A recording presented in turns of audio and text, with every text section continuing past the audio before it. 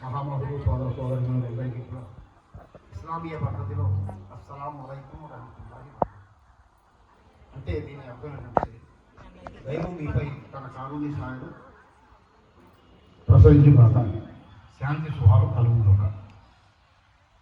నాకు ఇచ్చిన ఈ 3 నిమిషాలలో ఇస్లాం గురించి కొన్ని మౌలిక విషయాన్ని ముందుంచడానికి ప్రయత్నం చేస్తాను. ప్రధానంగా ఇస్లాంలో యొక్క మౌలిక విషయాలలో ప్రధానమైనది ఏమిటంటే దేవుడు ఒక్కడే. దేవుడు ఒక్కడే అనే విషయాన్ని అన్ని ధర్మశాస్త్రాలు చెప్తాయి. బ్రహ్మం ఏకం ద్వితీయం నస్తేన కించిత్ అంటే దేవుడు ఒక్కడు,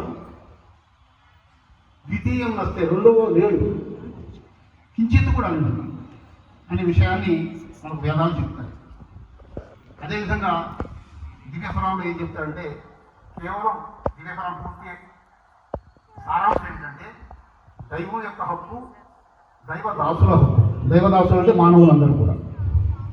దేవుడు మానవులకు బుద్ధి వివేకాన్ని, మంచి చెడుల విచక్షణ జ్ఞానాన్ని ప్రసాదించి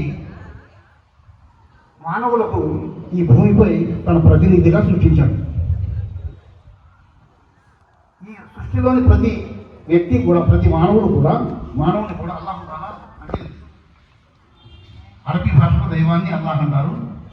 అలాగే తెలుగు భాషలో సంస్కృతంలో బ్రహ్మం అంటారు. అలాగే మన హిబ్రూ భాషలో అయితే యెహోవా అని అంటారు.